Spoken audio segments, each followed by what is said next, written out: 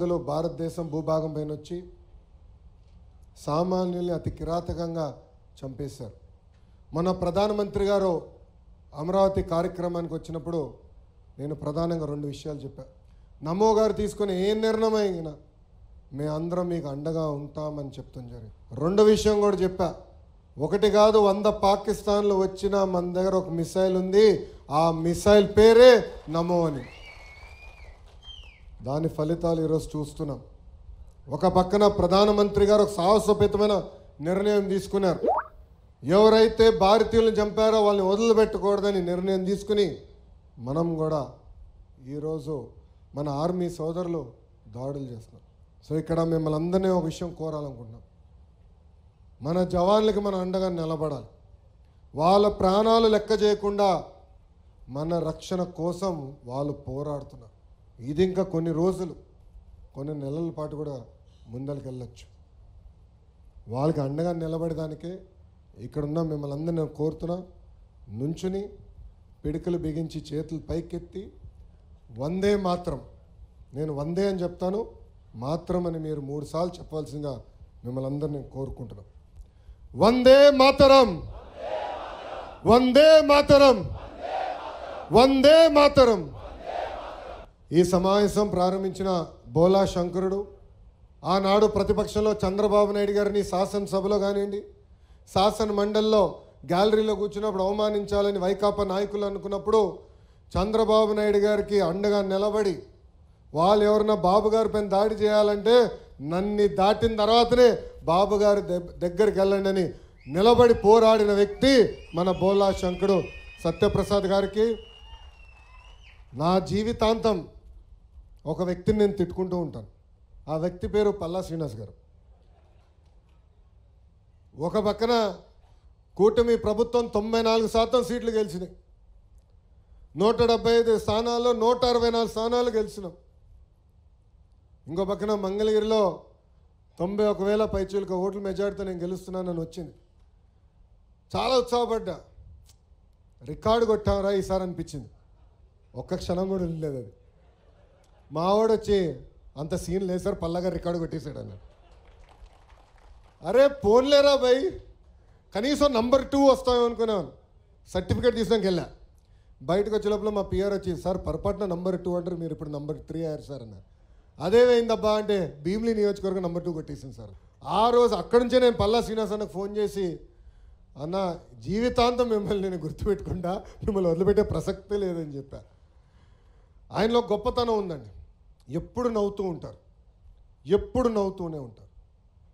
ఉత్తరాంధ్రలో నేను శంకరావం కార్యక్రమంకి వెళ్ళినప్పుడు కూడా అడిగాను కారులో, అన్న మీ బలం ఏంటి, ఎప్పుడు నవ్వుతూ ఉంటారు, ఎంత ఇసుకిచ్చినా ఇసుక రాదు, ఎంత ఎవరికి క్షణిక ఆవేశం ఉండదు, ఎట్లా మీకు ఇది చేయగలుగుతున్నారని అడిగినప్పుడు నవ్వుతూనే సమాధానం చెప్పాడు.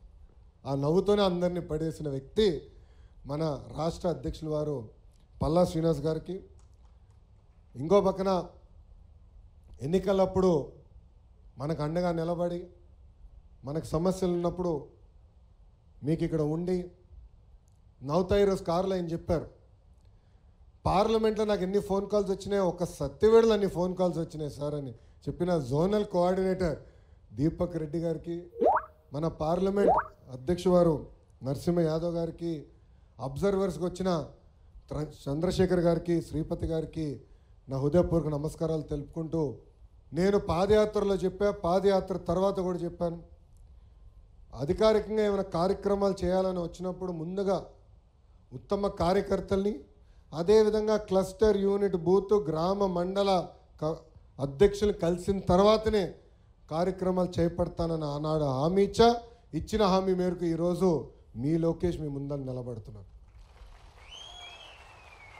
కార్యకర్తలు లేనిది తెలుగుదేశం పార్టీ లేదు. ఆనాడు మనందరం చూసాం, పంచాయతీ ఎన్నికలు జరుగుతుంటే వైకాపాలు అన్ని రకాలుగా అవమానించి ఏకంగా మన చేతుల్లో ఉన్న నామినేషన్ పత్రాలు తీసుకెళ్ళి చింపేయాలని ప్రయత్నించినప్పుడు ఒక తాతయ్య, ఎవరది, అంజిరెడ్డి తాత, మీసాలు మేలేసి తొడగొట్టి రారా అని చెప్పారే, అది నాకు స్ఫూర్తి.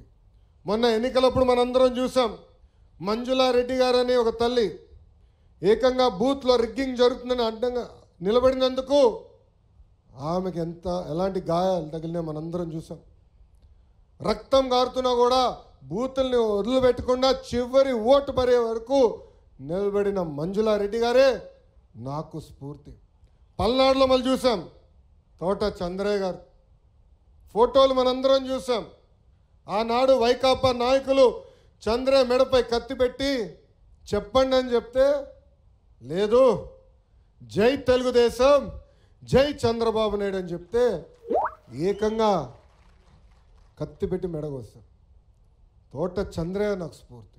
అందుకే పల్లాన్న చెప్పినట్లు ఎన్ని కార్యక్రమాలు ఉన్నా ఏమున్నా ముందల కార్యకర్తల్ని కలిసిన తర్వాతనే ఈరోజు రాష్ట్ర పార్టీ ముందరికెళ్తుంది.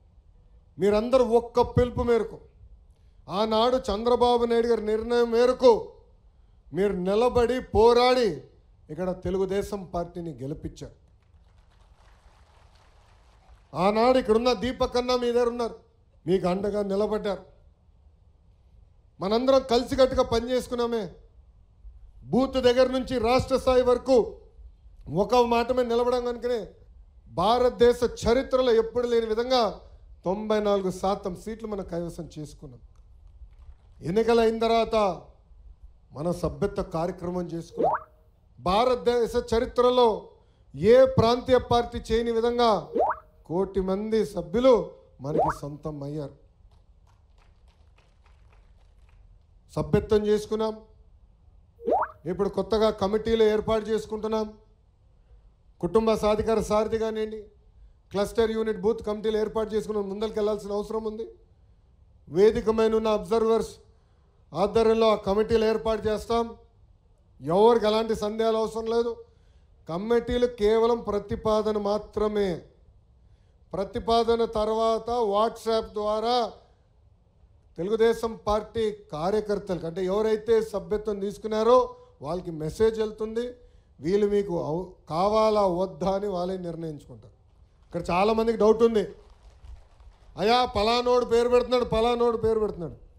కార్యకర్తలు ఒప్పుకోపోతే ఆ పేరు ఎక్కడికి వెళ్దారు అబ్బాయి, ఎందుకు కంగారు, ఎక్కడికి వెళ్దాం. సో ఒక పారదర్శకంగా ఈరోజు మన అందరం కమిటీలు వేసుకుని ముందరికి వెళ్తాం జరుగుతుంది. అంతేకాకుండా మన ప్రభుత్వం వచ్చిన 10 నెలల్లో అనేక సంక్షేమ కార్యక్రమాలు చేశాం, అభివృద్ధి కార్యక్రమాలు ముందలు తీసుకెళ్తున్నాం. ఇది మనందరం మాట్లాడాలి. భారతదేశంలో ఎక్కడ 4,000 రూపాయలు